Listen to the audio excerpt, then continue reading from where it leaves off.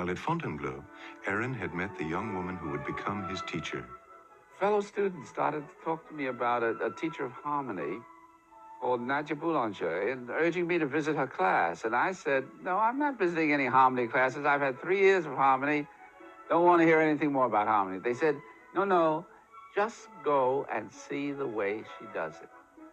So I was very taken with her. And very gradually, I began to think I would like to study with Nadia Boulanger. But I hesitated because I couldn't think in the whole history of music of any well-known, famous composer who had ever studied with a woman teacher. Nadia Boulanger would become the single most important composition teacher of the century. Her influence was enormous as generation after generation of young musicians flocked to her studio to study with this exceptional woman. She was really a remarkable personality and an extraordinary musician. She knew everything about music you would want to know. The oldest music, the newest music. Her studio was not just a place where we studied with her. It was a kind of a musical center of Paris. She had her Wednesday afternoon classes for her students. And after the class was over, all the musical great of Paris came for tea. I mean, I met Stravinsky there, and I met Poulenc and Mio, all the younger composers. I even shook hands with Saint-Saëns in that place. She really launched me on my way. I mean, when it was announced in the French papers that Serge Koussevitzky, a Russian conductor living in Paris, was named the new head of the Boston Symphony, she said, we must go and visit him. At the end of our visit, he astonished me by saying, you, pointing to me, will write a symphony for organ and orchestra, and she, Mademoiselle Boulanger, will come and play the organ part as soloist with the orchestra. Well, when we left his apartment, I said to Nadia, you really think I can do it? You know, I had never heard a note of my own orchestration. I had never written a piece that lasted half an hour without pause. And she sort of shook her finger at me and said, you can do it. And when Nadia Boulanger said, you can do it, that was the end of this discussion. You could do it. What you just heard was an excerpt on an interview done on Aaron Copland, as he was getting interviewed about his time at the American School at Fontainebleau in Paris, where he was being asked about his time. During that, he met one of music's greatest educators at that time, Nadia Boulanger, and she kind of helped him discover his talent as a musician and as a writer, and kind of encouraged him to keep going. And as you can hear in the interview, he actually had doubts of her as a valid educator because of the fact that she was a woman. And this is something that I want to delve into today as we discuss about Nadia Boulanger, is how musicians kind of doubted her skill until they had her as an educator.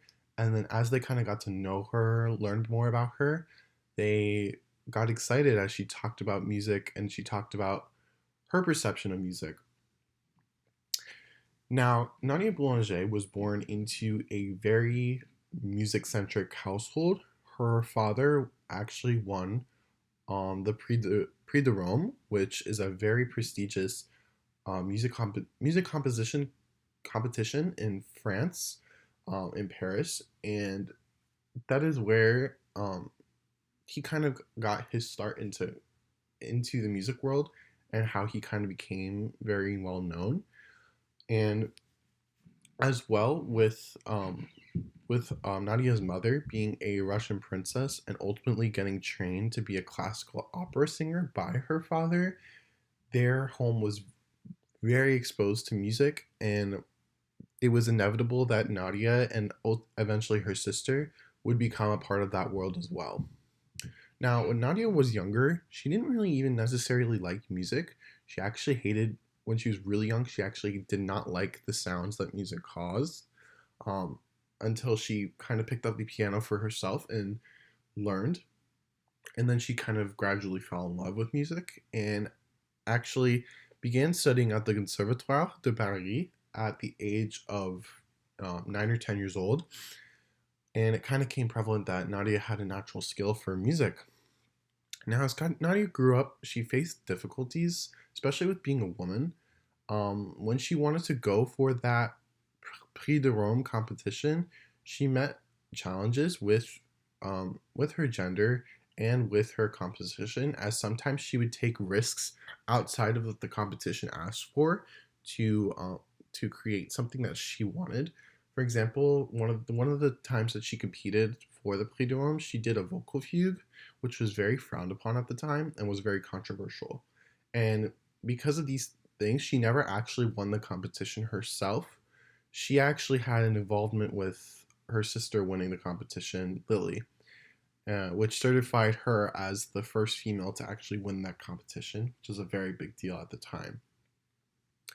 Now, Nadia also faced a lot of hardships in her life. She faced a lot of death, with her father dying at a very young age and also her sister dying at an extremely young age.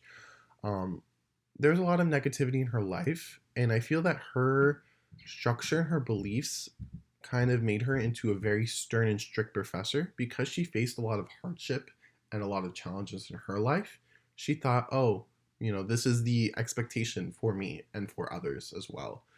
So when she became ultimately an educator, which kind of was shaped through her past experiences teaching Lily, mentoring her, getting her to that point, she kind of realized that, oh, maybe more along the education lines are meant for me, and I should really put all of my eggs in teaching because that's what I'm really good at, not composition. So she said, you know what, let's teach. And after she kind of started teaching and entering herself into that side, she was a natural at it, basically.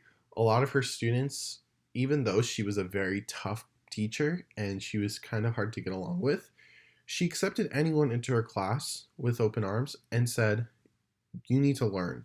And that's my only requirement for this class is you need to be here and you need to want to learn. Especially with her female students, she was extra hard. I feel that this is because she saw her female students a lot within herself, and she also had very interesting beliefs as to how women should be in society. And I feel that she went extra hard on her female students because of that. As well, Nadia Boulanger is not a typical feminist. She never expressed any feminist ideals, any feminist beliefs, and even has gone on to say that she doesn't really even believe in women having the right to vote, women really holding that place of power in society. She feels that women hold a much more traditional approach. And as well, you can often see this within her music. She doesn't really try to go outside the box with how she composes and with how she sees music in general. She's been shown to actually say that 20th century music, it's not really this strict rupture of all these ideas and all these concepts. It's more of an evolution.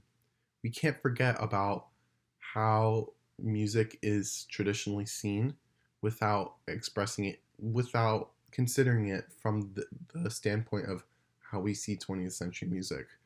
Um, she holds very traditional and very slow moving ideas, which is very interesting coming from someone who is music's first female educator, but also music's first great female educator. Having held many roles of education and composition in the past, I feel that Nadia holds a lot of power, but it's funny that she does not see herself in that light and just sees herself in, oh, I'm a composer, I'm an educator doing these things. I'm not a woman. I don't see myself as a woman. I see myself as a person entering the music world and wanting it to do it my way. And I kind of admire her for that, actually. As well, in pictures, it's kind of funny. You can see her kind of dressed in a um very modest fashion, and she doesn't really strike you as very feminine. She wears suits and kind of holds herself in this power, almost similar to how like a male looks. I wonder if this is because of societal standards or she wanted to make herself look as sophisticated as possible so that she was taken seriously. Overall, though, Nadia is a very interesting musician to study, especially from a diverse standpoint.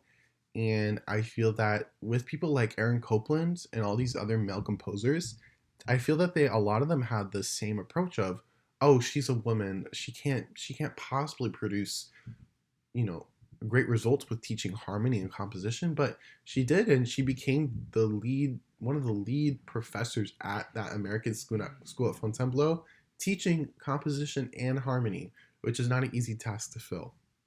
Anyways, this is Fred Murat. I'm signing out. Thank you.